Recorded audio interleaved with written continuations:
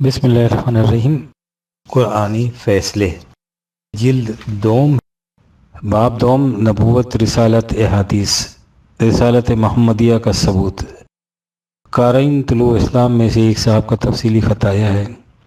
چونکہ خط میں جو سوال اٹھایا گیا ہے اس کا تعلق کسی ایک فرد یعنی مستفسر ہی سے نہیں، بلکہ وہ سوال اکثر دلوں میں بالخصوص ہمارے نوجوان تعلیم یافتہ طبقے کے دل میں پیدا ہوتا رہتا ہے۔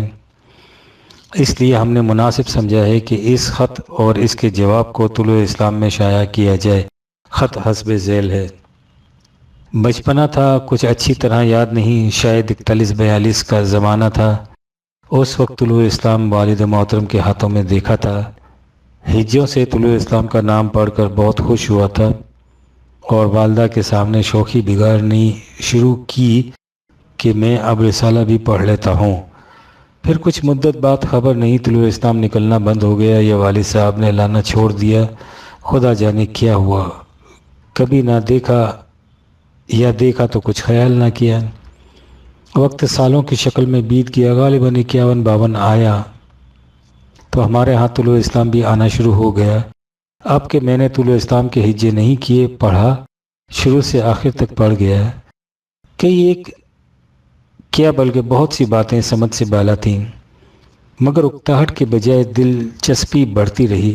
ایک دفعہ ایک مہمان نے ڈرائنگ روم کی میز پر طلوع اسلام پڑھا دیکھا تو حیران ہو کر والد صاحب سے پوچھنے لگا، کیوں صاحب، یہ طلوع اسلام آپ پڑھتے ہیں؟ والد صاحب کے اس بات پر مہمان کے چہرے پر کچھ اچھے جذبات نہ دیکھ کر طلوع اسلام سے میری دلچسپی اور بڑھ گئی۔ مجھے اچھی طرح یاد ہے کہ اس زمانے میں نے والد صاحب سے پوچھا تھا کہ پرویز صاحب نے اتنا علم کیسے اور کہاں سے حاصل کر لیا ہے۔ والد محترم ہر ماہ طلوع اسلام لاتے رہے اور میں ہر ماہ طلوع اسلام پڑھتا رہا، یہاں تک کہ دسمبر 1964 اور جنوری 1965 کا اکٹھا شمارہ بھی پڑھ کر طلوع اسلام کے پرانے پرچوں کے ساتھ محفوظ کر دیا ہے۔ کیمیائے سعادت، شاہ ولی اللہ کا نظریہ توحید، بہشتی زیور اور قصص الانبیاء سے لے کر مولانا آزاد کی تصنیفات اور پہلے 5-7 پاروں کی تفسیر کے علاوہ مولانا مودودی کی 25-30 کتابوں کو بھی پڑھا۔ ادیب فاضل کے کورس میں سیرت النبی اور کئی ایک مذہبی قسم کی کتابوں سے پالا پڑا۔ 2-4 باہر کے مصنفین کی کتابیں بھی نظر سے گزریں۔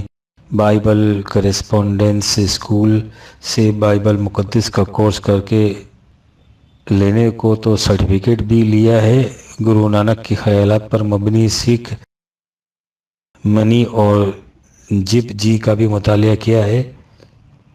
شریدر بھگوت گیتا کا ترجمہ بھی پڑھا اور تلسی داس کی رامائن پڑھی۔ موج کوثر، آب کوثر یعنی ان سب کوثروں کو بھی دیکھا۔ مرزا غلام احمد قادیانی کے خیالات پڑھنے کا بھی موقع ملا۔ مولوی کے 15-20 اور اس سے دگنے آستانہ کے پرانے رسالوں کا اسٹاک مل گیا، چھوڑا اسے بھی نہیں۔ ستیارتھ پرکاش پڑھ چکا ہوں۔ برق کی تصانیف کو بھی دیکھا۔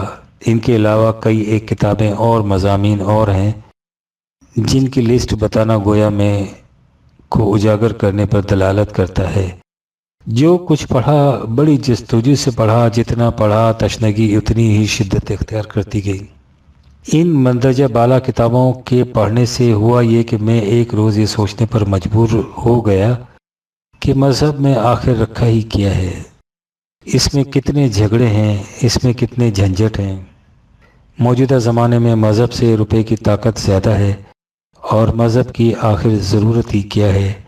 اگر یہ جھگڑا کرانے والی اور دلوں میں وہم ڈالنے والی شے نہ ہو تو کون سی قیامت آ جائے گی؟ پھر میں اس خیال سے متفق ہو گیا اور شدت سے ہوا سوچتا دنیا میں مذہب کی چندہ ضرورت نہیں، اور اگر کبھی ضرورت تھی بھی تو پہلے وقتوں میں جب کہ تعلیم عام نہ تھی۔ مذہب اخلاق سکھانے کے لیے میدان عمل میں آیا۔ آج کے دور میں اگر مذہب نہ بھی ہو تو بھی لوگ تعلیم سے اخلاق سیکھ لیتے ہیں۔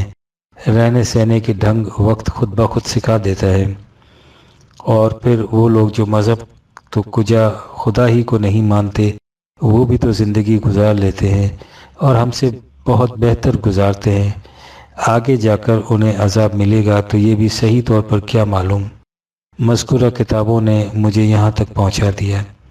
اس کے بعد ڈارون کی تھیوری نے رہا سہا بھی خاک کی نظر کر دیا، اور گویا مجھے یوں محسوس ہونے لگا کہ ڈارون نے غلط نہیں کہا۔ میں ڈارون کا سالک آخری مقام بھی طے کرنے کو تھا، اب میں آزاد ہونے کو تھا، یہی میری انتہا تھی، لیکن میں نے مطالعہ نہیں چھوڑا۔ جو بھی مذہبی کتاب ملتی پڑھتا، اور پڑھنے کے بعد ہنس کے کسی کونے میں پھینک دیتا۔ طلوع اسلام اور اس ادارے کی دوسری کتابیں بھی پڑھتا، مگر انہیں پڑھ کر کبھی ہنسی نہیں آئی، بلکہ دیر تک خاموش کسی سوچ میں ڈوبا رہتا۔ مجھے یاد نہیں کہ وہ کیا سوچ تھی۔ دیر تک یہ سلسلہ جاری رہتا۔ معراج انسانیت، انسان نے کیا سوچا، قرآنی فیصلے، سلیم کے نام خطوط، طاہرہ کے نام خطوط، ابلیس و آدم، مزاج شناس رسول، اس کے علاوہ کئی اور کتابوں کا مطالعہ کیا۔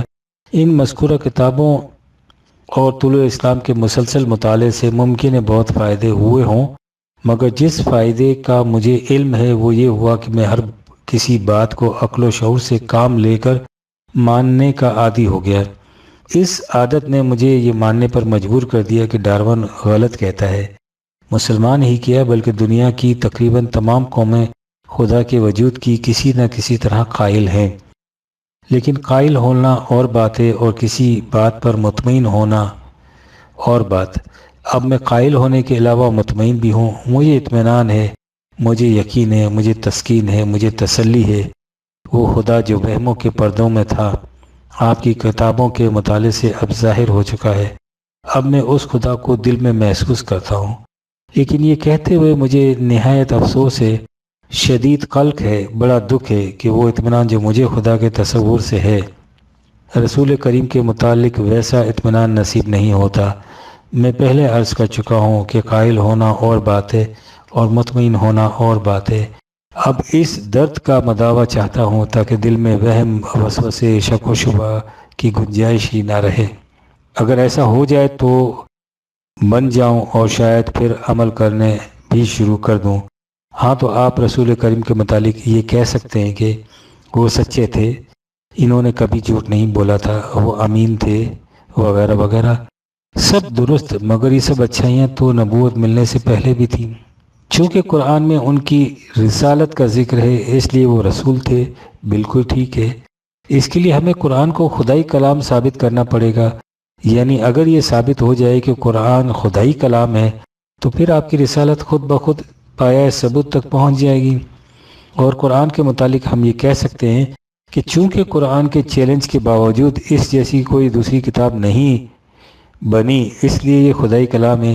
کیا یہ ممکن نہیں ہے کہ قرآن کے چیلنج کو منظور کر کے دوسری کتاب اس کے مقابلے میں بنائی گئی ہو اور مسلمانوں نے اپنے عروج میں یا اس سے پہلے ہی کسی طریق سے ضائع کر دیا ہو یا کسی کو دے دلا کر ضائع کرا دیا ہو؟ آپ کہہ سکتے ہیں کہ اگر ایسی کتاب بنا لی جاتی تو کفار اس ذوق و شوق سے دعوت اسلام پر لبیک نہ کہتے۔ عرض ہے کہ سرداروں کے ظلم و ستم سے نجات کے لیے بھی تو کفار اسلام قبول کر سکتے تھے۔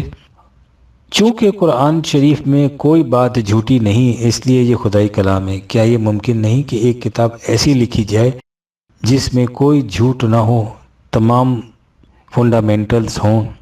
چونکہ عام آدمی ایسی فلسفیانہ باتیں نہیں کر سکتا، اس لیے یہ خدائی کلام ہے۔ باتوں کا عمر، تجربے اور کوشش و دھیان وغیرہ پر بھی دار و مدار ہوتا ہے، اور پھر 40 سال کی عمر تک تو خاصا تجربہ حاصل ہو جاتا ہے۔ چونکہ پرانے زمانے کی گزشتہ قوموں کی باتیں بھی اس میں موجود ہیں، جبکہ رسول کریم تھے ہی نہیں، اس لیے یہ خدائی کلام ہے۔ پرانی داستانیں دوسری مذہبی کتابوں میں بھی درج تھیں، جنہیں ان پڑھ کے لیے پڑھنا ناممکن ضرور تھا، مگر کسی نہ کسی طرح سنی ضرور جا سکتی تھیں۔ ان باتوں کے علاوہ کچھ باتیں سینہ بسینہ بھی چلی آ رہی ہوں گی۔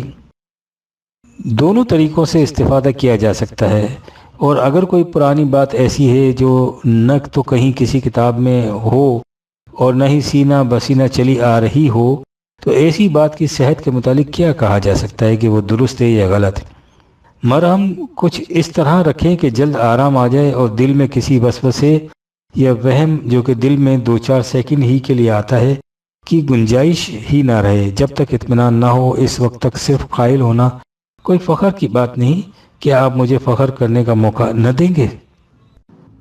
جواب: مجھے آپ کے ذوق تجسس کا معلوم کر کے بڑی خوشی ہوئی، اور اس سے بھی کہ میں نے اپنی قرآنی بصیرت کے مطابق جو کچھ اپنی کتابوں میں پیش کیا ہے اس سے آپ کے بہت سے شکوک رفع ہو گئے، اور خدا پر آپ کا اطمینان اس درجہ محکم ہو گیا کہ آپ کا اضطراب سکون سے بدل گیا۔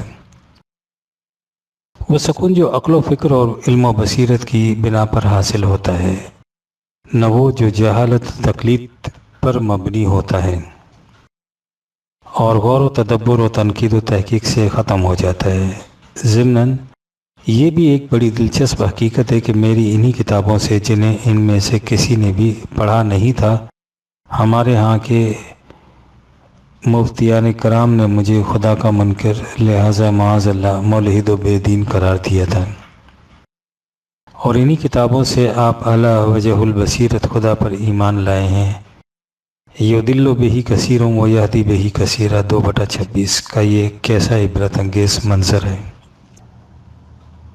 آپ نے بالکل صحیح سمجھا ہے کہ ایمان وہی ایمان ہے جو اعلی وجہ البصیرت دل و دماغ کے پورے اطمینان کے بعد لایا جائے۔ اگر ناخن میں چھپی ہوئی پھانس نکالی نہ جائے تو وہ ساری رات سونے نہیں دیا کرتی۔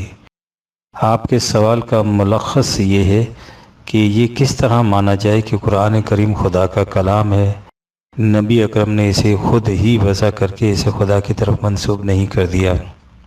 قبل اس کے کہ میں اس سوال کا جواب عرض کروں، آپ کے اعتراضات سے میں ایک اہم شقوں کا تجزیہ کرنا ضروری سمجھتا ہوں، اس سے اصل سوال پر خاصی روشنی پڑے گی۔ آپ نے لکھا ہے کہ آپ رسول کریم کے متعلق یہ کہہ سکتے ہیں کہ وہ سچے تھے، انہوں نے کبھی جھوٹ نہیں بولا تھا، وہ امین تھے، وغیرہ وغیرہ، سب درست، مگر یہ اچھائیاں تو نبوت ملنے سے پہلے بھی تھیں۔ سوال یہ کہ اگر یہ صحیح ہے اور اس کی صحت میں کسی کو شبہ نہیں کہ نبی اکرم نبوت سے پہلے سچے تھے، انہوں نے کبھی جھوٹ نہیں بولا تھا، تو یہ کیسے باور کیا جا سکتا ہے کہ نبوت ملنے کے بعد ان کی یہ سب خوبیاں ختم ہو گئی تھی اور وہ راتوں رات ایسے بدل گئے تھے کہ معاذ اللہ اتنا بڑا جھوٹ بولنے لگ گئے اور پھر 23 برس تک مسلسل جھوٹ بولتے چلے گئے؟ ایسا کرنے والے کو یا تو اتنا بڑا مکار اور ریاکار ہونا چاہیے کہ وہ ایک سوچی سمجھی اسکیم کے مطابق اس قسم کا دعویٰ کرے اور پھر اتنے لمبے عرصے تک اس منافقت، عیاری اور مکاری کو نہایت کامیاب طریق سے نبھاتا چلا جائے، اور یا وہ ایسا نفسیاتی مریض ہو کہ اپنے توہمات کو خدا کا کلام سمجھ کر اس خود فریبی میں مبتلا ہو جائے کہ وہ معمون من اللہ ہے۔ اس قسم کی نفسیاتی بیماریاں ہوتی ہیں۔ ہماری طب قدیم میں بھی اس قسم کی علامات کو نوع از جنون کہا گیا ہے، لیکن رسول اللہ کی نبوت کی 23 سالہ زندگی ان دونوں باتوں کی تغلید کرتی ہے۔ مکاری و عیاری کا پردہ کسی نہ کسی مقام پر ضرور چاک ہو جاتا ہے، بالخصوص جب مخالفین کی ہزاروں نگاہیں ان کی تلاش میں ہوں اور نفسیاتی مریضوں کی ایک ایک حرکت ان کے غیر متوازن ذہن اور مشتت ذات ٹون پرسنالٹی کی غماز ہوتی ہے۔ بعض متعصب پادریوں نے حضور کے خلاف اس قسم کے الزامات بھی لگائے تھے، لیکن خود انہی کے ارباب علم و تحقیق نے ان کی تردید کر دی اور برملا کہا کہ آپ کی زندگی میں اس قسم کی کوئی بات نہیں تھی۔ آپ نے اس دعوے کے سلسلے میں کہ قرآن کا چیلنج ہے کہ اس جیسی کتاب کو انسان نہیں بنا سکتا، کہا ہے کہ ہو سکتا ہے اس قسم کی کوئی کتاب بنائی گئی ہو اور مسلمانوں نے اسے ضائع کر دیا ہو۔ قرآن کا یہ چیلنج قریش عرب تک محدود نہیں تھا، ان سے زیادہ تحدی کے ساتھ اہل کتاب یہود و نصارہ کو بھی دیا گیا تھا۔ یہود ساری دنیا میں پھیلے ہوئے تھے اور عیسائیوں کی اتنی عظیم الشان سلطنتیں موجود تھیں کہ آپ سمجھ سکتے ہیں کہ ان کی طرف سے اس چیلنج کا جواب دیا گیا ہو اور اس کا کوئی ذکر ان کی کسی تاریخ میں موجود نہ ہو۔ کتاب ضائع کی جا سکتی ہے، حالانکہ جس تسلسل سے عیسائی سلطنتیں ظہور اسلام کے وقت سے لے کر اس زمانے تک چلی آ رہی ہیں، اس کے پیش نظر ایسا ہونا بھی ناممکنات میں سے ہے، لیکن اس قسم کے واقعے کے تذکرے کو ساری دنیا کی کتب تاریخ سے مٹا دینا تو کسی طرح ممکن نہیں۔ پھر قرآن کا یہ چیلنج اسی دور تک محدود نہیں تھا، ساری دنیا کے لیے اور ہر ایک زمانے کے لیے تھا۔ دنیا نے بالخصوص عیسائی دنیا نے اسلام کی مخالفت میں ہر ممکن حربہ استعمال کیا۔ سینکڑوں برس تک صلیبی لڑائیاں ہوتی رہیں، ہزارہ کتابیں اسلام کے خلاف لکھی گئیں، مناظرے کیے گئے، مباحثے ہوئے اور ہوتے چلے جا رہے ہیں۔ اگر اس کا چیلنج کا قبول کر لینا ممکن ہوتا تو مخالفین کو اتنا کچھ کرنے کی ضرورت ہی نہ تھی۔ ایک کتاب قرآن کی مثل لکھ دی جاتی، ساری دنیا کے مسلمان شکست کھا جاتے۔ اور اب بھی کون سا موقع نکل گیا ہے، دنیا اس چیلنج کو قبول کر کے اس جھگڑے کو ہمیشہ ہمیشہ کے لیے کیوں نہیں ختم کر دیتی؟ ذرا سوچئے کہ یہ سوچنے کا مقام ہے۔ آپ کہتے ہیں کہ سرداروں کے ظلم و ستم سے نجات کے لیے بھی تو کفار اسلام قبول کر سکتے تھے۔ ہو سکتا ہے کہ مظلوم اور مقہور، کمزور اور ناتماں لوگوں نے اس طرح اسلام قبول کر لیا ہو، اور اسلام کی برتری کا یہ ثبوت بھی کیا کم ہے کہ وہ مظلوم اور کمزوروں کی پناہ گاہ ہے۔ لیکن سوال یہ ہے کہ ان سرداروں نے اسلام کس طرح قبول کر لیا؟ بلال اور صہیب نے تو مظلومیت سے بچنے کے لیے اسلام قبول کر لیا ہوگا، حالانکہ اسلام قبول کرنے سے ان پر جس قدر ظلم و ستم ڈھائے گئے وہ ان مظالم سے کہیں شدید تھے جو ان پر اس سے پہلے روا رکھے جاتے تھے۔ لیکن ابو بکر، عمر، عبد الرحمن اور عثمان، طلحہ اور زبیر رضی اللہ عنہم نے کن مظالم کے خوف سے اسلام قبول کیا تھا؟ ان کا شمار تو سرداران قریش میں ہوتا تھا۔ آپ کہتے ہیں کہ گزشتہ زمانے میں جو باتیں قرآن کریم میں مذکور ہیں وہ باتیں پہلی کتابوں میں موجود تھیں یا سینہ بسینہ چلی آ رہی تھیں، اور جو باتیں نہیں تھیں ان کے متعلق کیسے کہا جا سکتا کہ وہ صحیح ہیں یا غلط؟ گزشتہ زمانے کی جو باتیں کتب سابقہ میں بیان ہوئی تھیں ان میں، اور جس طرح وہ قرآن کریم میں بیان ہوئی ہیں، ان میں جہاں جہاں اختلاف ہے یا جو باتیں صرف قرآن میں بیان ہوئی ہیں وہ مقامات قابل غور ہیں۔ جو تاریخی تحقیقات بڑھتی جا رہی ہیں وہ قرآن کے بیانات کی صداقت کا ثبوت بہم پہنچاتی جا رہی ہیں۔ یہ ایک عادی مثال پر غور کیجئے۔ عیسائیوں کے ہاں یہ مسلمات چلا آ رہا ہے کہ حضرت عیسیٰ کی پیدائش 25 دسمبر کو ہوئی۔ قرآن نے کہا کہ ان کی پیدائش اس موسم میں ہوئی تھی جب کھجوریں درختوں پر پکتی ہیں۔ یہ موسم دسمبر میں نہیں ہوتا، گرمیوں کا ہوتا ہے۔ اب خود مغربی محققین اس نتیجے پر پہنچ رہے ہیں کہ حضرت عیسیٰ کی پیدائش اور آپ کی زندگی سے متعلق دیگر اہم قوائف جس طرح بائبل میں مذکور ہیں محض افسانے ہیں۔ اب ان کی تحقیقات کا رخ قرآن میں بیان کردہ واقعات کی طرف ہے۔ ان میں سے بعض کی تصدیق وہ کر چکے ہیں، اور جب ان کی تحقیق آگے بڑھے گی تو بقایا کی تصدیق بھی اسی طرح سے ہوتی جائے گی۔ مثلا فرعون موسیٰ کی لاش کے متعلق کتب سابقہ خاموش تھیں۔ قرآن نے بتایا کہ اسے غرقابی کے بعد محفوظ کر لیا گیا ہے۔ مصری تہخانوں کی کھدائی نے اس حقیقت کو بے نقاب کر دیا کہ فرعون کی ممی شدہ لاش محفوظ رکھی ہے۔ اب میں آپ کے اصل سوال کی طرف آتا ہوں۔ اس ضمن میں مجھے یہ جو کچھ کہنا ہے اس کی طرف آپ نے خود ہی اشارہ کر دیا ہے۔ آپ نے کہا ہے کہ باتوں کا عمر، تجربے، کوشش اور دھیان وغیرہ پر بھی دار و مدار ہوتا ہے، اور پھر 40 سال کی عمر تک تو خاصا تجربہ حاصل ہو جاتا ہے۔ اس لیے قرآن میں جو فلسفیانہ باتیں ہیں وہ رسول اللہ کے اپنے علم و تجربے کی پیداوار ہو سکتی ہیں۔ یہ ایک بدیہی حقیقت ہے جس کی تائید کے لیے کسی دلیل و شواہد کی ضرورت نہیں کہ انسان کتنا ہی زیادہ دانا و بینا کیوں نہ ہو، نہ اس کی معلومات اپنے زمانے کی علمی سطح سے آگے جا سکتی ہے، نہ وہ اپنے ماحول سے غیر متاثر رہ سکتا ہے۔ حتیٰ کہ جن امور کو بڑے بڑے مفکر بطور اپنے فلسفے کے پیش کرتے ہیں، شعوری و غیر شعوری طور پر ان قیاسات کا منبع بھی ان کے زمانے تک کا علم انسانی ہی ہوتا ہے۔ ظاہر ہے کہ محمد بن عبداللہ بحیثیت ایک انسان کے اس سے مستثنیٰ نہیں ہو سکتے تھے، نہ ان کی معلومات اپنے زمانے کی علمی سطح سے آگے بڑھ سکتی تھی، نہ وہ اپنے ماحول سے یکسر غیر متاثر رہ سکتے تھے۔ اب دیکھنا یہ چاہیے کہ زندگی کے جو اصول قرآن نے دیے ہیں کیا وہ زمانے کی علمی سطح تک محدود تھے یا اس سے آگے جاتے تھے، اور آیا ان اصولوں کو پیش کرنے والا اپنے ماحول سے متاثر ہو کر یہ کچھ کہہ سکتا تھا؟ اس باب میں میری دشواری پھر یہی ہے کہ اس کی تفصیل بیان کرنے کے لیے ایک مبسوط کتاب کی ضرورت ہے۔ خط اس کا احاطہ نہیں کر سکتا، لہٰذا میں 2-4 مثالوں پر ہی اکتفا کروں گا۔ زمانہ نزول قرآن میں بادشاہت کو ساری دنیا میں مسلمان نظام سیاست و تمدن سمجھا جاتا تھا۔ کہیں راجہ کو ایشور کا اوتار مانا جاتا تھا، کہیں بادشاہ کو زمین پر خدا کا سایہ۔ سلاطین کے آسمانی حقوق الوہیت کا عقیدہ عام تھا۔ کوئی انسانی ذہن ایسا نہیں تھا جو اس عقیدے میں کسی قسم کا سقم یا عیب محسوس کرے۔ عین اس زمانے میں عرب کی سرزمین کا ایک امی یہ کہتا ہے کہ یہ عقیدہ بالکل باطل اور یہ تصور یکسر غلط ہے۔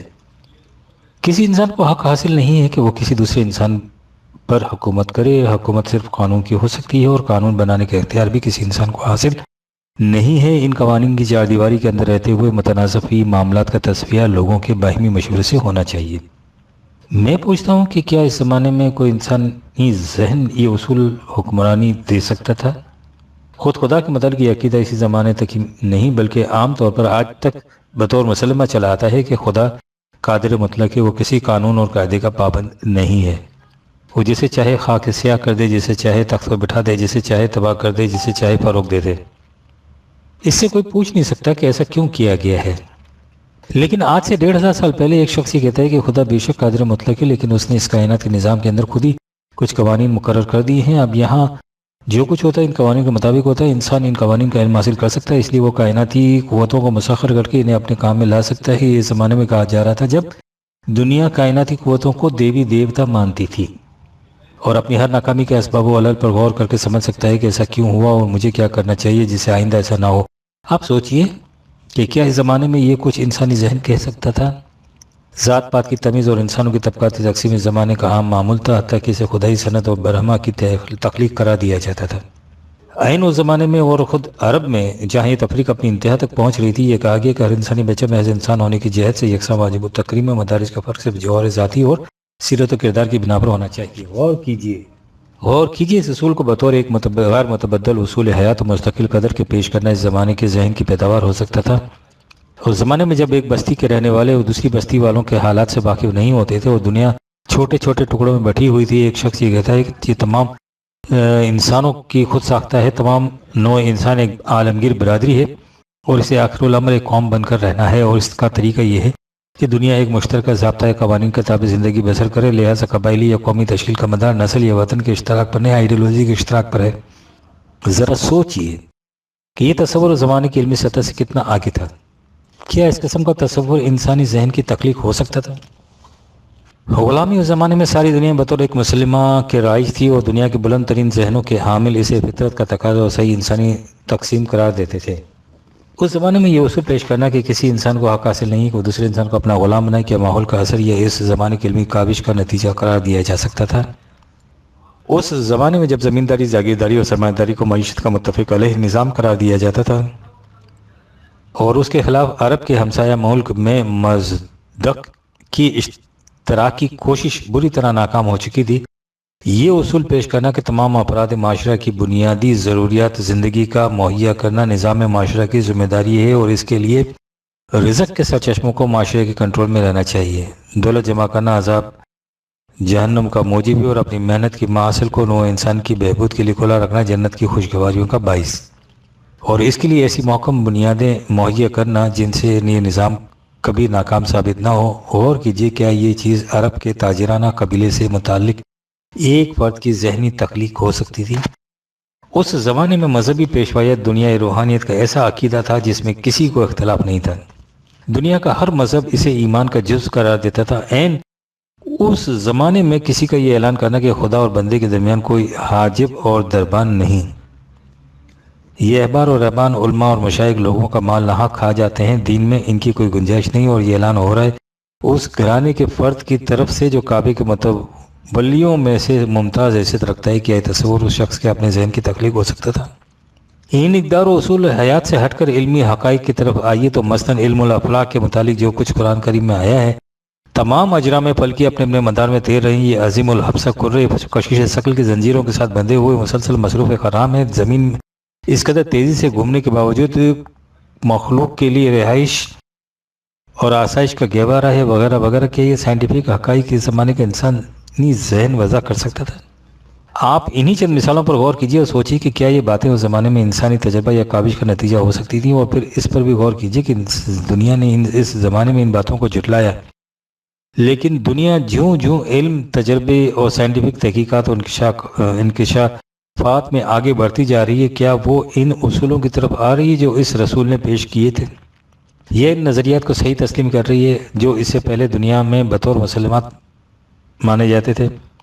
کیا قرآن کے الفاظ میں انفس و آفاق کی شہادتیں قرآنی حقائق کی تائید کر رہی ہیں یا تردید؟ اور کیا آج کا اپنے ذہن کے وضع کردہ نظام زندگی کا ستایا ہوا انسان جس قسم کے نظام کو انسانیت کی نجات و سعادت کا ضامن سمجھ کر اس کی تلاش میں مارا پھر رہا ہے، وہ نظام ہی نہیں جسے اس رسول نے یہ کہہ کر دنیا کے سامنے پیش کیا تھا کہ انسان کو آخر الامر اس کی طرف آنا پڑے گا؟ کیا یہ حقائق اس رسول کے اس دعوے کی صداقت نہیں کہ میں جو کچھ کہتا ہوں وہ میرے اپنے ذہن کی تخلیق نہیں، اس کا سرچشمہ علم الہی ہے جو بذریعہ وحی مجھے دیا گیا ہے؟ وما ينطق عن الهوى إن هو إلا وحي يوحى. خدا کرے کہ میری یہ معروضات آپ کے لیے اس مرہم کا کام دیں جس کی آرزو میں آپ نے میری طرف رجوع کیا، لیکن اگر اب بھی کوئی بات وضاحت طلب رہ گئی ہو تو میں اس کی مزید تشریح کی بھی کوشش کروں گا۔ اس ضمن میں قرآن فیصلے حصہ اول ایڈیشن سوم مارچ 1992 میں عنوان کیا اقوام مغرب کو وحی کی ضرورت ہے، صفحہ 512 بھی دیکھ لیجئے۔ اطاعت رسول کا مفہوم، احترام کا صحیح مفہوم۔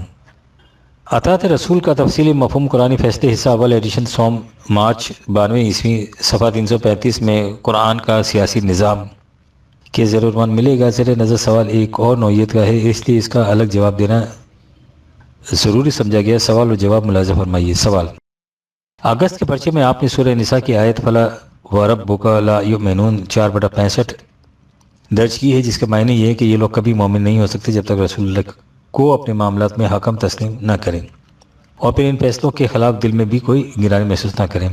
اس کے باوجود آپ نے حضرت زید کا واقعہ درج کیا کہ انہوں نے رسول اللہ کے فرمانے کے باوجود اپنی بیوی کو طلاق دے دی، لیکن اسے معصیت رسول نہ سمجھا گیا کیونکہ آپ نے ایسا اپنی ذاتی حیثیت سے فرمایا تھا، اس لیے حسب ذیل سوالات دل میں ابھرتے ہیں۔ ہماری کتب احادیث میں رسول اللہ کے کسی ارشاد کے ساتھ یہ تصریح نہیں ہوتی کہ اس بات کا حکم حضور نے اپنی کس حیثیت سے دیا تھا۔ اس سے ایک تو یہ واضح ہے کہ جو لوگ یہ کہتے ہیں کہ حضور کا یہ قول وحی خداوندی تھا جس کی اطاعت واجب تھی، ان کا یہ کہنا صحیح نہیں۔ دوسرے یہ کہ جن احادیث کے متعلق تسلیم کر لی جائے کہ وہ صحیح ہیں، ان کے متعلق بھی یقینی طور پر نہیں کہا جا سکتا کہ آپ نے وہ حکم اپنی ذاتی حیثیت سے بطور مشورہ دیا تھا یا کسی اور حیثیت سے، اس لیے احادیث کی روح سے متعین طور پر اطاعت رسول اللہ کیسے کی جا سکتی ہے؟ دوسرے یہ کہ رسول اللہ کے فیصلے کے خلاف اگر کسی کے دل میں کوئی بھی گرانی محسوس ہو تو وہ شخص مومن نہیں رہتا۔ کیا یہ حیثیت کسی اور کو بھی حاصل ہو سکتی ہے؟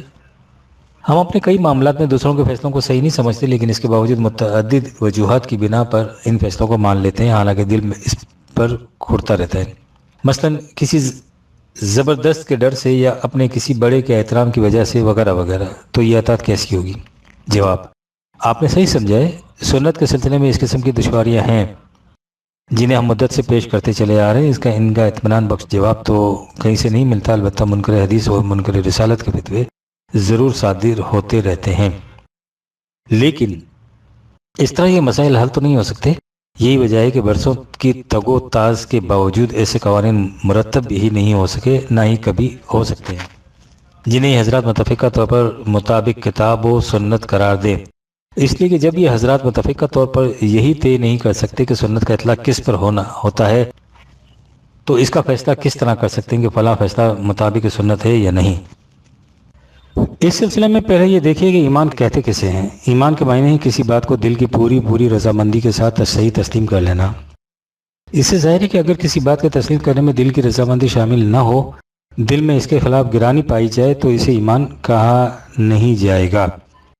دوسری یہ کہ نبی پر ایمان لانے کے کیا معنی ہیں؟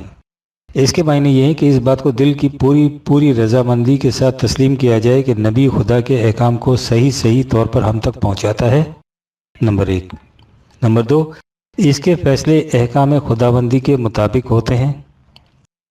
نبی پر ایمان لانے کے بعد یہ بات واضح ہو جاتی ہے کہ اس کے کسی فیصلے کے خلاف اگر دل میں گرانی محسوس ہو تو یہ بات نبی پر ایمان کے خلاف ہوگی۔ نبی کے علاوہ ہم کسی انسان پر ایمان لانے کے مکلف نہیں ہوتے، اس لیے یہ پوزیشن کسی اور کی نہیں ہو سکتی کہ اس کے فیصلے کے خلاف دل میں گرانی گزرے تو انسان کا ایمان جاتا رہے۔ البتہ ایک بات قابل غور ضرور ہے، ایک شخص آپ کے سامنے قرآن کریم کا کوئی فیصلہ پیش کرتا ہے، اسے آپ تسلیم تو کر لیتے ہیں لیکن دل کی کبیدگی کے ساتھ۔ آپ کی یہ کبیدگی اس شخص کے خلاف نہیں ہوگی بلکہ در حقیقت قرآن کریم کے خلاف ہوگی، اور قرآن کریم پر ایمان لانے کے لیے ہم مکلف ہیں، اس لیے یہ چیز اس ذیل میں آ جائے گی۔ البتہ اگر صورت یہ ہے کہ وہ فیصلہ قرآن کریم کے کسی اصول کے ماتحت اس شخص کا یا کسی اور کا اپنا استنباط ہے اور آپ اس سے متفق نہیں ہیں، تو اس کے خلاف دل میں کبیدگی پیدا ہو جانا خود قرآن کریم کے خلاف کبیدگی پیدا ہونے کے مرادف نہیں ہوگا۔ جن لوگوں کے فیصلوں کی اطاعت ہم کرہن مجبوراً کرتے ہیں، اور وہ مجبوری کسی قسم کی ہو، خود اپنے کسی مفاد کا خیال بھی تو مجبوری ہوتی ہے، اول تو اس کے لیے اطاعت کا لفظ ہی استعمال نہیں کرنا چاہیے، کیونکہ اطاعت اس فرما پذیری کو کہتے ہیں جس میں دل کی رضامندی شامل ہو۔ لیکن ایسی اطاعت کے لیے جس میں دل کی رضامندی شامل نہ ہو، احترام کا لفظ تو بالکل استعمال نہیں کرنا چاہیے۔ احترام اس تعظیم کو کہتے ہیں جو دل کے پورے خلوص اور رضامندی کے ساتھ کی جائے۔ اگر آپ کے کسی فیصلے کے خلاف دل میں کبیدگی محسوس کرتے ہیں لیکن اسے کسی مصلحت کے تابع مان لیتے ہیں، مثلاً کسی کے ڈر کی وجہ سے یا کسی کی ناراضگی کے خیال سے، تو یہ کہیے کہ اس نے اسے مصلحتاً تسلیم کر لیا۔ لیکن اگر آپ یہ کہیں گے کہ میں نے ان کے احترام کی وجہ سے اسے مان لیا، تو اس سے آپ ایسے جذبے کا اظہار کر رہے ہیں جو فی الحقیقت آپ کے دل میں نہیں۔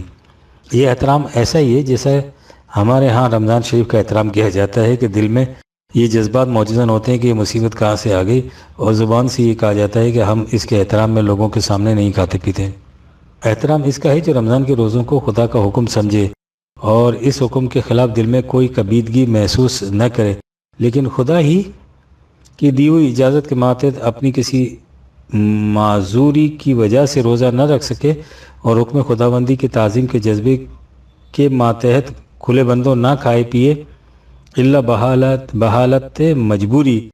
احترام اس شخص کا ہے کہ وہ کسی کے فیصلے کو اپنے کسی فائدے یا دل کے رجحان کے خلاف ہی کیوں نہ پائے، لیکن اس کے باوجود اس بات پر یقین رکھنے کی وجہ سے کہ وہ حق و باطل اور غلط و صحیح کو مجھ سے بہتر سمجھتا ہے، اس فیصلے کے خلاف دل میں کوئی کبیدگی محسوس نہ کرے۔ یہ الگ بات ہے کہ وہ اسے اس فیصلے کی سند یا علت دریافت کر کے اپنا مزید اطمینان کر لے۔ جہاں یہ بات نہ ہو وہاں مصلحت ہوتی ہے، احترام نہیں ہوتا ہے۔ اصل یہ کہ جب لوگوں کی حالت یہ ہو جائے کہ دل اور زبان میں ہم آہنگی نہ رہے، تو پھر وہ زبان سے ایسے الفاظ بولتے ہیں جو دل کے جذبات کی ترجمانی کے لیے وضع ہوئے تھے، حالانکہ ان کے دل کے جذبات ان الفاظ کی تائید نہیں کر رہے ہوتے۔ وَيَقُولُونَ بِأَفْوَاهِهِم مَا لَيْسَ فِي قُلُوبِهِمْ 3/166۔ وہ زبان سے کچھ کہتے ہیں جو ان کے دل میں نہیں ہوتا۔ لیکن جب کسی معاشرے میں الفاظ اپنا حقیقی مفہوم ہی کھو بیٹھیں تو وہ معاشرہ یوں سمجھے کہ زبان ہی کوئی دوسری بولنے لگ جاتا ہے۔ اس صورت میں اس معاشرے کو اپنے ہاں کے مروجہ الفاظ کے معنی کے لیے لغات بھی نہیں مرتب کرنی چاہیے تاکہ کسی کو لفظوں سے دھوکہ نہ لگ سکے۔ لیکن یہ بحث الگ ہے اور ہمارے ذہن نظر موضوع سے ہٹی ہوئی ہے۔ مومن قرآنی مملکت کے فیصلوں کی صحیح معنوں میں اطاعت کرتے ہیں کیونکہ وہ خدا کے احکام کی اطاعت کراتی ہے، اور اس وجہ سے اس کا ان کے دل میں احترام ہوتا ہے۔ انہیں اگر کسی فیصلے کی صحت کے بارے میں کچھ شبہ گزرے تو وہ اپنے اطمینان کی خاطر مملکت سے اس کی وضاحت کرا لیتے ہیں، اور اگر مملکت دیکھے کہ اس سے سہو ہو گیا ہے تو وہ فوراً اپنی اصلاح کر لیتی ہے۔ 1965 عیسوی مسئلہ ختم نبوت نے آج کل پھر غیر معمولی اہمیت اختیار کر رکھی ہے۔ چاروں طرف سے اس کا شور ہے، لیکن میں نے محسوس کیا ہے کہ 1953 کے ہنگاموں کی طرح اب بھی اس کا صحیح و متعین مفہوم بہت کم لوگوں کے ذہن میں ہے۔ یہ مقدس موضوع جو دین کی اصل و اساس ہے، اوائل عمر ہی سے میرا مرکز فکر اور محور نظر رہا ہے، اور میں گزشتہ 40 سال سے اس پر لکھتا اور بولتا چلا آ رہا ہوں۔ میں نے ضروری سمجھا کہ اس مسئلے کی اہمیت اور صحیح مفہوم نہایت مختصر الفاظ میں قوم کے سامنے پیش کر دیا جائے۔ اس سلسلے میں ایک واقعے کا تمیداً ذکر کرنا ضروری ہے۔ 1926 کی بات ہے کہ ریاست بہاولپور کی خاتون نے عدالت میں یہ دعویٰ دائر کیا کہ اس کا خاوند مرزائی ہو کر مرتد ہو گیا ہے، اس لیے اس کے ساتھ اس کا نکاح فسخ قرار دیا جائے۔ اس مقدمے نے ملک گیر شہرت حاصل کر لی اور مسلمانوں کی طرف سے اس دور کے چوٹی کے علماء حضرات شہادت کے لیے پیش ہوتے رہے۔ زیر بحث مسئلہ ختم نبوت تھا۔ 9 سال تک یہ مقدمہ زیر سماعت رہا۔ اس کے بعد منشی محمد اکبر مرحوم ڈسٹرکٹ جج بہاول نگر نے 7 فروری 1935 کو اس کا فیصلہ سنا دیا۔ یہ فیصلہ اس زمانے میں بھی الگ شائع ہوا تھا اور اس کے بعد بھی شائع ہوتا رہا۔ حال ہی میں اسے محفل ارشادیہ سیالکوٹ نے پھر کتابی شکل میں شائع کیا ہے، اور یہی نسخہ اس وقت میرے پیش نظر ہے۔ محترم ڈسٹرکٹ جج نے اپنے فیصلے میں پہلے یہ لکھا کہ وہ چاہتے تھے کہ مقام نبوت کا کوئی جامع تصور ان کے سامنے آ سکے۔ اس سلسلے میں علماء حضرات کی طرف سے نبی کی مختلف تعریفیں پیش ہوتی رہیں، لیکن ان سے ان کا اطمینان نہ ہوا۔ آخر کار ایک رسالہ میں ایک مضمون بعنوان میکانیکی اسلام از جناب چودھری غلام احمد صاحب پرویز میری نظر سے گزرا۔ اس میں انہوں نے مذہب اسلام کے متعلق آج کل کے روشن ضمیر طبقے کے خیالات کی ترجمانی کی ہے اور پھر خود ہی اس کے حقائق بیان کیے ہیں۔ اس سلسلے میں نبوت کی جو حقیقت انہوں نے بیان کی ہے، میری رائے میں اس سے بہتر اور کوئی بیان نہیں کی جا سکتی، اور میرے خیال میں فریقین میں سے کسی کو اس پر انکار بھی نہیں ہو سکتا۔ اس لیے میں ان کے الفاظ میں ہی اس حقیقت کو بیان کرتا ہوں۔ صفحہ نمبر 107۔ اس کے بعد فاضل جج نے میرے مضمون کو بڑی تفصیل کے ساتھ نقل کیا اور اس کی بنیاد پر یہ فیصلہ دیا کہ مدعا علیہ قادیانی عقائد اختیار کرنے کی وجہ سے مرتد ہو چکا ہے، لہٰذا اس کے ساتھ مدعیہ کا نکاح تاریخ اور ارتداد مدعا علیہ سے فسخ ہو چکا ہے۔ صفحہ نمبر 182 ہے۔ میں نے اس واقعے کا ذکر یہ بتانے کے لیے کیا ہے کہ جب تک مقام نبوت یا نبی کی صحیح تعریف سامنے نہ ہو، مسئلہ ختمہ نبوت سمجھ میں نہیں آ سکتا۔ اسی کو میں ذیل میں مختصر الفاظ میں بیان کرنا چاہتا ہوں۔ انسانی علم کا ذریعہ مطالعہ، مشاہدات، تجربہ، تعلیم اور تعلم اور درس و تدریس ہے۔ یہ ذرائع علم ہر شخص کے لیے کھلے ہیں اور جس کا جی چاہے اپنی محنت اور استعداد کے مطابق مطلوبہ علم حاصل کر سکتا ہے۔ لیکن علم کا ایک اور ذریعہ ہے یا تھا جو ان ذرائع سے بالکل منفرد و یکسر الگ تھا۔ اس علم کو خدای تعالیٰ کی کسی منتخب ہستی کو براہ راست عطا کرتا تھا۔ اس میں نہ اس ہستی کی اپنی فکر کو کوئی دخل ہوتا تھا اور نہ ہی وہ اسے اپنی محنت اور کاوش سے حاصل کر سکتا تھا۔ اس علم کو وحی کہا جاتا ہے، اور جس ہستی کو علم ہوتا تھا قرآن نے اسے نبی اور رسول کہہ کر پکارا ہے۔ نبی اور رسول ایک ہی شخصیت کے دو نام ہیں۔ یوں سمجھے کہ خدا کی طرف سے اس علم کو پانے کی جہت سے وہ نبی کہلاتا ہے اور اسے دوسرے انسانوں تک پہنچانے کی جہت سے رسول۔ بہرحال ہر نبی اور رسول ہوتا تھا اور ہر رسول نبی۔ نبی کو جو علم خدا کی طرف سے ملتا تھا اسے وحی کہہ کر پکارا گیا ہے۔ یہی وحی اس نبی کی کتاب کہلاتی تھی۔ واضح ہے کہ اس کتاب کے لیے ضروری نہیں تھا کہ وہ ایک ضخیم جلد ہو، وحی کا ایک حکم بھی اس نبی کی کتاب کہلاتا تھا۔ کتاب کے معنی حکم یا قانون کے ہیں، لہذا کوئی نبی بلا کتاب نہیں آتا تھا۔ قرآن کی روح سے نبوت کا یہ سلسلہ حضرت نوح سے شروع ہوا اور رفتہ رفتہ آگے بڑھتا گیا۔ ہوتا یہ تھا کہ ایک نبی آتا، وہ خدا کی وہی کتاب اپنی امت کو دی جاتا۔ اس کے بعد یا تو اس کے نام لیوا اس میں تحریف کر دیتے اور یا وہ درس بت زمانے سے ضائع ہو جاتی۔ تو اس کے بعد ایک اور نبی مبعوث ہو جاتا۔ علم خداوندی کی روح سے سابقہ نبی کی وحی سے جو کچھ باقی رکھنا مقصود ہوتا، اس نبی کو وہ وحی بھی عطا کر دی جاتی اور اس کے علاوہ ضرورت کے مطابق مزید احکام بھی دے دیے جاتے۔ یہ سلسلہ اسی طرح جاری رہا تا آن کے مشیت خداوند نے طے کیا کہ اب ایک ایسا ضابطۂ حیات بذریعہ وحی نازل کر دیا جائے جو تمام انسانوں کے لیے قیامت تک کے لیے زندگی کا ہر شعبے میں رہنمائی کے لیے کافی اور ذاتی ہو۔ یہ ضابطۂ حیات قرآن کریم میں جو نبی اکرم صلی اللہ علیہ وسلم کو عطا ہوا، اس ضابطے کے متعلق خود خدا تعالیٰ نے فرما دیا کہ تمت کلمات اور رب کا صدق کی معادلہ لا مبدل کلماتی 6/116۔ تیرے رب کی باتیں صدق اور عدل کے ساتھ تکمیل تک پہنچ گئی ہیں، اب انہیں تبدیل کرنے والا کوئی نہیں۔ اس کے ساتھ ہی یہ بھی فرما دیا کہ انا نحن نزلنا الذکر و انا لہ لحافظ 15/9۔ ہم نے اس قرآن کو نازل کیا اور اس کی حفاظت بھی ہمارے ذمہ ہے۔ تشریحات بالا سے واضح ہے کہ قرآن کریم قیامت تک تمام انسانی کے لیے ضابطۂ حیات ہے۔ یہ ہر طرح سے مکمل بھی اور غیر متبدل بھی، اور اس کی حفاظت کا ذمہ خود خدا نے لے رکھا ہے۔ ظاہر ہے کہ اس قسم کے ضابطۂ حیات کی موجودگی میں قیامت تک وحی کی ضرورت نہیں پڑ سکتی۔ بالفاظ دیگر اس ضابطۂ ہدایت کی تکمیل کے ساتھ سلسلہ نبوت کا خاتمہ ہو گیا۔ یہ خدا کی آخری کتاب ہے اور جس ذات گرامی پر یہ کتاب نازل ہوئی تھی وہ خدا کا آخری نبی صلی اللہ علیہ وسلم۔ نہ اس وحی کے بعد کسی اور وحی کی ضرورت ہے اور نہ ہی اس نبی کے بعد کسی اور نبی کے آنے کی گنجائش۔ قرآن خاتم الکتب ہے اور حضور نبی اکرم صلی اللہ علیہ وسلم خاتم النبیین۔ جو شخص حضور کے بعد اس عمل کا دعویٰ کرتا ہے کہ اسے خدا کی طرف سے وحی ملتی ہے، وہ اپنے اس دعوے میں جھوٹا ہے، خدا پر افترا کرتا ہے اور حضور رسالت مآب صلی اللہ علیہ وسلم کی شان اقدس میں انتہائی گستاخی، کیونکہ وحی کے دعوے سے وہ معاذ اللہ حضور کا ہمسر ہونے کا مدعی ہو جاتا ہے۔ یہ کہنا کہ کسی کو حضور کی اطاعت سے نبوت مل سکتی ہے مقام نبوت سے بے خبری کی دلیل ہے۔ جیسا کہ پہلے کہا جا چکا ہے، نبوت صرف خدا کی طرف سے غیبی طور پر ملتی تھی اور حضور کی ذات گرامی پر اس کا خاتمہ ہو گیا۔ یہ بھی واضح رہے کہ نبوت کی مختلف قسمیں نہیں ہوتی۔ ذلی، بروزی، حلولی وغیرہ یہ اصطلاحات مجوسیوں کی وضع کردہ ہیں، اسلام کے ساتھ ان کا کوئی تعلق نہیں ہے۔ ایک رسول خدا کی وحی کو انسانوں تک پہنچاتا ہی نہیں تھا، بلکہ وہ ایک امت کی تشکیل کرتا تھا جو اس وحی کے مطابق ایک نیا نظام وجود میں لاتی تھی۔ یہ امت اس نبی کی طرف نسبت سے متشکل ہوتی تھی۔ مثال کے طور پر یوں سمجھیے کہ ایک شخص جو حضرت عیسیٰ پر ایمان لاتا ہے وہ امت عیسوی کا فرد قرار پاتا ہے۔ جب تک وہ حضرت عیسیٰ کو آخری نبی مانتا ہے وہ اس امت کا فرد رہتا ہے، لیکن جو ہی وہ حضرت عیسیٰ کے بعد ایک اور نبی یعنی نبی اکرم کی نبوت پر ایمان لے آتا ہے، وہ امت عیسوی سے کٹ کر امت محمدیہ داخل ہو جاتا ہے، حالانکہ وہ اس وقت حضرت عیسیٰ کو بھی خدا کا نبی مانتا ہے۔ اس مثال سے یہ واضح ہے کہ اگر کوئی شخص رسول اللہ صلی اللہ علیہ وسلم کے بعد کسی شخص کو نبی تسلیم کر لیتا ہے تو وہ امت محمدیہ سے کٹ کر اس نئی نبی کی امت میں شامل ہو جاتا ہے، خواہ وہ رسول اللہ صلی اللہ علیہ وسلم کی نبوت پر بھی ایمان کیوں نہ رکھتا ہو۔ اس اعتبار سے خدا کے آخری نبی کی طرف نسبت سے بننے والی امت دین کے نقطہ نگاہ سے آخری امت ہوتی ہے۔ اسی امت کو مسلمان کہا جاتا ہے۔ اس سے ظاہر ہے کہ اگر کوئی شخص رسول اللہ صلی اللہ علیہ وسلم کے بعد کسی کو نبی تسلیم کرتا ہے تو اسے مسلمان نہیں تسلیم کیا جا سکتا، نہ ہی اسے مسلمان قرار دیا جا سکتا ہے، وہ اس مدعی نبوت کو مسلمان کہے۔ یہ ہے قرآن کریم کی روشنی میں ختم نبوت کا مفہوم، منطوق اور اس کا عملی نتیجہ۔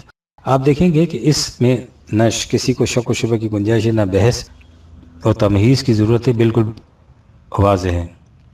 میں نے اس جگہ اس اہم مسئلے پر نہایت مختصر الفاظ میں گفتگو کی ہے۔ اس کی اہمیت کے پیش نظر میں نے اس موضوع پر ایک مستقل تصنیف مرتب کی ہے جو اس وقت کتابت و طباعت کے ابتدائی مراحل میں ہے۔ اس میں ان نکات کی پوری تفصیل آ جائے گی۔ ویسے میں نے اس موضوع پر اپنی کتاب شاکر رسالت عمر فاروق کے آخری باب میں بھی سیر حاصل بحث کی ہے۔ میں اس مقالے کو ان الفاظ پر ختم کرنا چاہتا ہوں کہ جو میری مایانس تصنیف معراج الانسات کے افتتاحیہ کا مقطع کا بند ہے اور میرے لیے باعث صد افتخار اور سعادت۔ خدائے جلیل نے اپنے بندوں میں سے جو کچھ کہنا تھا آخری مرتبہ کہہ دیا۔ شرف انسانی تکمیل کے لیے جو قوانین دیے جانے تھے وہ اپنی انتہائی شکل میں دے دیے گئے۔ اس کے بعد انسان کو اپنی منزل مقصود تک پہنچنے کے لیے نہ کسی دوسری مشعل راہ کی ضرورت رہی اور نہ کسی اور ہادی طریقت کی احتیاج۔ اب انسانیت کے مقام بلند تک پہنچنے کے لیے وہی ایک صراط مستقیم ہے جس پر اس ذات اقدس و اعظم صلی اللہ علیہ وسلم کے نقوش قدم جگمگ کر رہے ہیں اور جنہیں دیکھ کر ہر دیدہ در پکار اٹھتا ہے کہ مقام خیش اگر خواہی دئیں دیر بحق دل بند راہ مصطفیٰ رو۔ پرویز، جولائی 1974 ء۔